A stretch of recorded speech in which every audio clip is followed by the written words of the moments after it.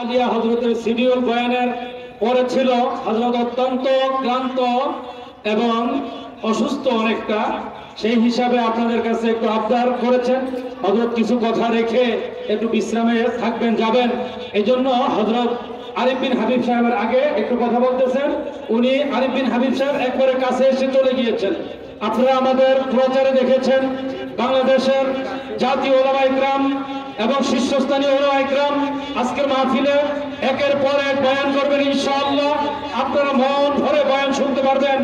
সর্বশেষ বাংলাদেশের মুফতিদের অন্যতম মুফতি ফকিহুন নাফস এবং যিনি শাইখুত তাফসীর এবং শাইখুল হাদিস হিসেবে মশহুর হযরত মাওলানা মুফতি দিলওয়ার হোসেন দামাত বারাকাতুল আলিয়া, তিনি বুখারী শরীফের খতম করবেন এবং দোয়া করবেন।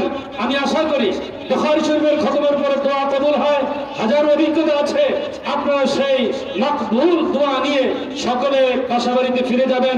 তার আগ পর্যন্ত মনোযোগ সহকারে বয়ান শুনতে থাকেন।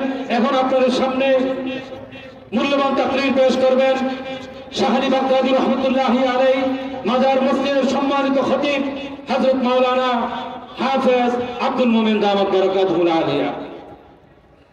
السلام عليكم ورحمة الله وبركاته.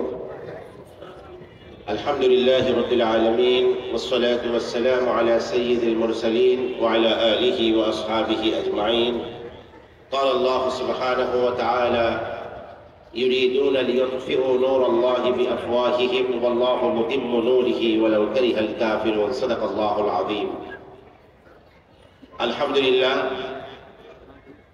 জামিয়া ইসলামিয়া খাদিরাতুল কুবরা মহিলা মাদ্রাসার খতমে বুখারী উপলক্ষে আয়োজিত অষ্টম বার্ষিক ওয়াজ মাহফিলের উপস্থিত মঞ্চভূমিষ্ঠ দেশবরেণ্য উলামা ইকরাম, আওলাদে রাসূল হযরত আসজাদ মাদানী, হাসান আসজাদ মাদানী, অন্যান্য মুহতারাম ও মুজাসসাম উলামা ইকরাম, তুলাবায়ে ইজাম, দিনদার পরহেজগার ভাইরা, যাদের কর্ণঘরে আওয়াজ পৌঁছে সে সকল মা ও বোনেরা, আল্লাহ সুবহানাহু ওয়া তাআলার শাশ্বত রীতি হলো এই, বাতিল সর্বদাই চেষ্টা করছে হকের আলোকে নিভিয়ে দিতে, কিন্তু বাতিল যখনই গুছিয়ে আসতেছে হকের বাতিকে নিভিয়ে দিতে, আল্লাহ পাক এমন ব্যবস্থা করেছেন হকের আলোকে নিভিয়ে দিতে পারেনি। সেখানে বাতিলকে সবলে উৎপাদিত করার জন্য প্রত্যেক ফেরাউনের জন্য একজন মূসাকে আল্লাহ পাক পাঠিয়েছেন। লিকুল্লি ফিরআউনা মূসা, প্রত্যেক ফেরাউনের জন্য একজন মূসাকে আল্লাহ পাক কালে কালে পাঠিয়েছেন আল্লাহ পাক। এটাই আল্লাহ পাকের শাশ্বত রীতি। দেখুন, গ্রাম থেকে একজন ব্যক্তি আসছে যে কখনো ইলেকট্রিসিটি বাতি দেখে নাই, তো তাকে বাড়ির ঢাকা টাউনে বেড়াতে এসেছে। তখন বাড়ির মালিক বলেছে বাতি নিভায় ঘুমায় পড়ো। সে মনে করছে গ্রামের কুপি বাতি যেমন নিভায় দেয় ফুদিয়া, সে ফুদিয়ে নিভাই দেবে। এই বাতির সামনে ফুদিয়ে নিভালে এই বাতিকে ফুদিয়ে নিভানো যায়? তো বাড়ির মালিক দেখতেছে ফসফস আওয়াজ আসছে। কোথেকে আওয়াজ আসে? তাকিয়ে দেখে গ্রামের তোড়াবালি বসে বাতির নিচে ফু মারে। বলছে ভাই, এটা তো ফু দিয়ে নিভানো যায় না, এইভাবে টিপ দিয়ে নিভানো যায়। তোকে ভালো নিয়ম তো। এই লোকটাকে এই স্যাটেলাইটের যুগে তাকে মানুষ পাগল বলবে। এর চেয়ে বড় পাগল বলবে তাকে যে এই পৃথিবীতে দাঁড়িয়ে 9,30,00,000 মাইল দূরে আকাশের প্রদীপ্ত সূর্যকে এখানে দাঁড়িয়ে সূর্যকে নিভাতে চায়, তাকে মানুষ আরো বড় পাগল বলবে। তার চেয়ে বড় পাগল বলবে তাকে যে ব্যক্তি ইসলামের সূর্যকে ফু দিয়ে নিভাতে চায়। আলহামদুলিল্লাহ, আমাদের নির্ধারিত বক্তা চলে আসছেন। আপনারা প্রতি শুক্রবারে আমার আলোচনা শোনেন। হযরত বসে গিয়েছেন, হযরত আলোচনা করবেন। ঠিক তেমনি ভাবে ইসলামের সূর্যকে যে ব্যক্তি নিভাতে চায় ফু দিয়ে, সে ব্যক্তি কিন্তু এই 9,30,00,000 মাইল দূরে দাঁড়িয়ে আকাশের প্রদীপ্ত সূর্যকে যে নিভাতে যায়, তার চেয়ে বড় পাগল হলো সেই ব্যক্তি যে ব্যক্তি ইসলামের সূর্যকে নিভাতে যায়। কারণ হলো ইসলামের সূর্য হচ্ছেন আল্লাহ পাক নিজে জ্বালিয়েছেন। এই সূর্যকে যে নিভাতে চায় সে তো সূর্যকে নিভাতে, সে তো এই ইসলামের আলোকে নিভাতে পারে না, বরং সেই জ্বলে ছারখার হয়ে যায়। চিরাগে রাগে ইজদ বরফরুজদ কাসে কশতফ জদদ রে শশবসুজদ। আল্লাহ কর্তৃক প্রজ্বলিত এই বাতিকে যে ফু দিয়ে নিভাতে যায় সেই জ্বলে পড়ে ছারখার হয়ে যায়।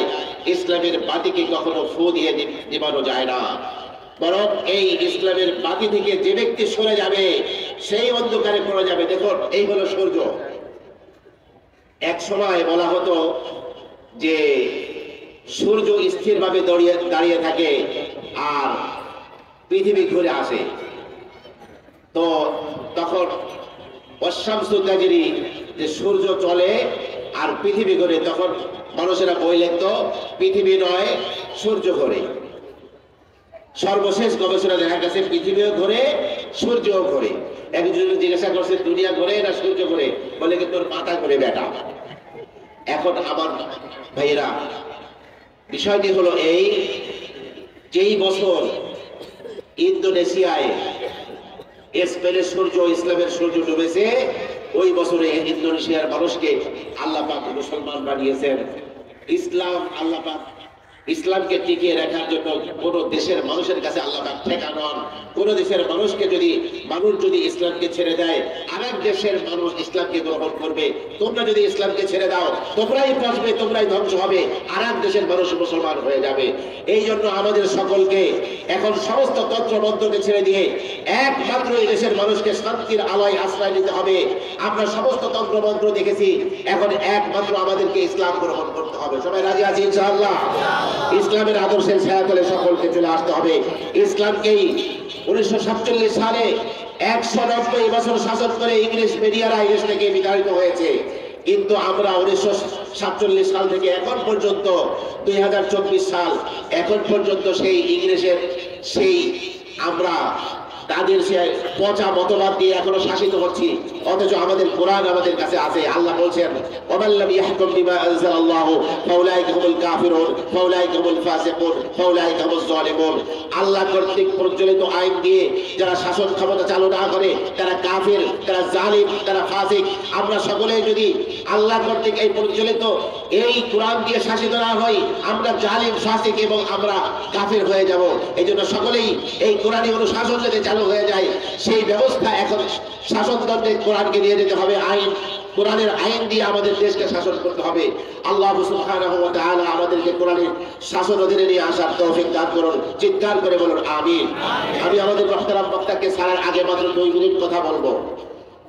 মাওলানা ওবায়দুল্লাহ সিদ্দির একটা কথা বলেই আমার আলোচনা শেষ করবো। মাওলানা ওবায়দুল্লাহ সিদ্দি বলেন, ইসলামের বিজয়ের 3টি ধারা রয়েছে, 3টি স্তর রয়েছে। 1 নম্বর স্তর হলো ইসলাম সর্বদা বিজয়ী।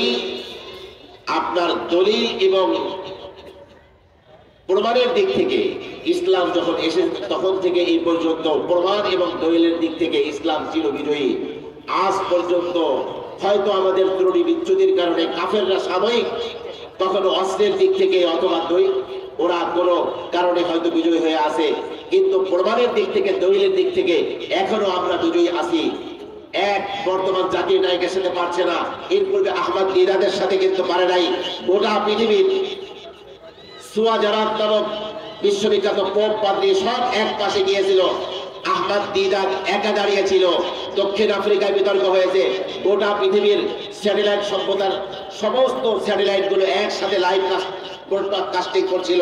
দেখা গেছে যে একা আহমদ দিদাদের সাথে গোটা পৃথিবীর খ্রিস্টান বিশ্ব কাত হয়ে পড়ে গিয়েছিল। ইসলাম যে সত্য ধর্ম প্রমাণিত হয়েছিল পৃথিবীর ওরা পারে নাই, কারণ ইসলাম একমাত্র সত্য ধর্ম।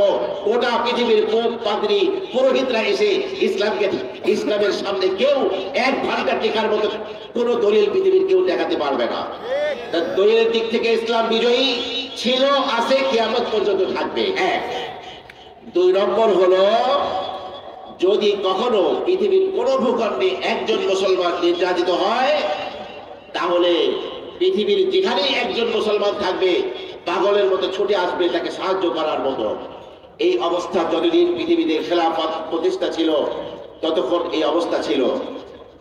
গত শতাব্দীর এখন 2024 সাল চলতেছে, গত শতাব্দীর 1924 সাল পর্যন্ত খেলাফতে ওসমানিয়া যতদিন প্রতিষ্ঠিত ছিল ততদিন পর্যন্ত আমাদের মুসলমানদের সেই বিজয়ের ধারা অব্যাহত ছিল।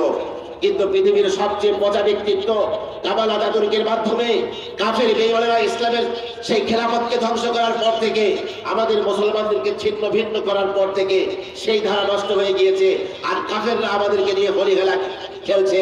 তখনও আমাদের ফিলিস্তিন, তখনও লেবানন, তখনও সিরিয়া, কখনো বার্মা, কখনো চীনের উইগর, কখনো বসনিয়া হার্জেগোভিনায় আমাদেরকে কাফেররা কচুকাটা করতেছে। আর পৃথিবীর অন্য মুসলমানরা তাকিয়ে দেখছে, কারণ আমাদেরকে কেটে টুকরা টুকরা করেছে, আমাদেরকে ছিন্ন ভিন্ন করেছে। আর 1 শতাব্দী হয়ে গিয়েছে মুসলমানরা আর ঐক্যবদ্ধ হতে পারে নাই।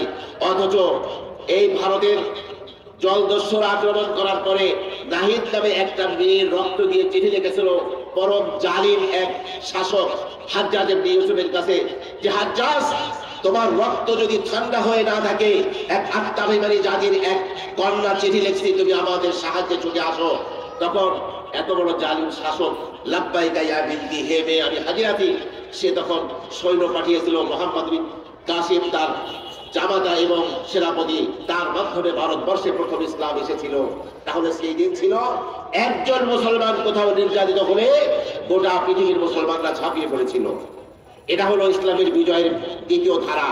আর তৃতীয় ধারা হলো এই, পৃথিবীতে বেঁচে থাকতে হলে, মুসলমান হয়ে বেঁচে থাকতে হবে, একজন কাফেরকেও আল্লাহর আসমানের নিচে জমিনের উপরে থাকার সুযোগ দেওয়া হবে না। সেই দিন আসতেছে। ইমাম মেহদী আলাইহিস সালাতু ওয়াস সালামের আত্মপ্রকাশ করার পরে একজন কাফেরকেও দুনিয়ায় কাফের অবস্থায় থাকতে দেওয়া হবে না। হয় মুসলমান হয়ে থাকতে হবে, না হলে তোমাদেরকে হত্যা করে ফেলা হবে। সেদিন কিন্তু আসতেছে। কাজেই আজকে যারা ইসলামের মানুষেরা বেশি বাড়াবাড়ি করছো, আমরা আত্মাভিমানী জাতি, আমরা পরমাৎ সহিষ্ণু জাতি, আমরা সহ্য করতেছি। খবরদার, তোমাদের বাড়াবাড়ি কিন্তু অনেক বেশি হয়ে গেছে। আর বাড়াবাড়ি তোমরা করো না, তোমরা সাবধান হয়ে যাও। আমরা তোমাদের উপরে হাত তুলতে চাই না। তোমরা অলরেডি একজন মুসলমান, এমন একজন মুসলমানের গায়ে হাত তুলেছো, হিন্দু থেকে মুসলমান হওয়ার পরে আইনি সহায়তা যে ব্যক্তি দেন তাকেই তোমরা জবর করে হত্যা করে ফেলেছো। আমরা তোমাদের গায়ে হাত তুলতে চাই না। তোমাদের প্রত্যেকটি মন্দিরের মধ্যে তোমরা অস্ত্র গুদামজাত করেছো, ভারতের কারণে তোমরা লাফালাফি করছো। আমি কিন্তু মুসলমান ভাইদেরকে সাবধান করি, আপনারা কোনো হিন্দুর গায়ে হাত তুলবেন না, আপনারা কোনো ইসকন সদস্যের গায়ে হাত তুলবেন না। আমরা নিয়মতান্ত্রিক ভাবে আমাদের শাসক গোষ্ঠী দায়িত্বশীল ভাইদেরকে বলতে চাবো যে আপনারা আইনি প্রয়োগের মাধ্যমে, ওদেরকে নিয়মতান্ত্রিক মাধ্যমে, ওদেরকে সন্ত্রাসী প্রমাণের মাধ্যমে, আইন আদালতের মাধ্যমে ওদেরকে সন্ত্রাসী সংগঠন হিসাবে নিষিদ্ধ ঘোষণা করুন। ওদেরকে মারপিট করতে চাই না, আমরা দাঙ্গা হাঙ্গামায় বিশ্বাসী না, আমরা নিয়ম শৃঙ্খলার মাধ্যমে ওদেরকে নিষিদ্ধ করায় বিশ্বাসী। সর্বশেষ আমরা কথা বলতে চাই, যেই মাদ্রাসা আজকে এত সুন্দর একটি আয়োজন আমাদের জন্য উপহার দিয়েছে, সেই মাদ্রাসা সম্পর্কে একটি কথা। আম্মা জান খাদিজাতুল কুবরা রাদিয়াল্লাহু তাআলা আনহার নামে প্রতিষ্ঠিত এই মাদ্রাসাটি। আম্মা জান খাদিজাতুল কুবরা রাদিয়াল্লাহু তাআলা আনহার মাকাম হলো এমন মাকাম, হযরতে ফাতেমা জাহরা রাদিয়াল্লাহু তাআলা আনহাকে আল্লাহর নবী এই পৃথিবীতে সবচেয়ে বেশি ভালোবাসতেন। একবার ফাতেমা জিজ্ঞাসা করলেন, আইনা উম্মি ইয়া রাসূলুল্লাহ, আমার মা কোথায়? তখন জিজ্ঞাসা করা হলো, তখন রাসূল বললেন, হিয়া বাইনা সারা ওয়া মারইয়াম, যে তোমার মা খাদিজা হলেন হযরত সারা এবং মারইয়ামের মাঝামাঝি। আমাদের আম্মা জান হযরত খাদিজার মাকাম সেখানে, তার নামে প্রতিষ্ঠিত মাদ্রাসা।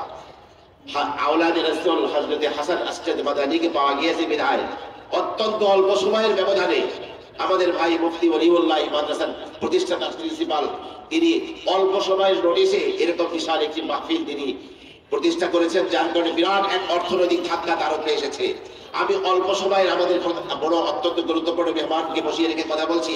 আমি আমাদের মাদ্রাসার ভলান্টিয়ার ভাইদেরকে বলছি, তোমাদের যাদের ব্যাগ আছে তোমরা একটু নিচে নেমে যাও। আমাদের সকলকে একটু বলছি, ভাই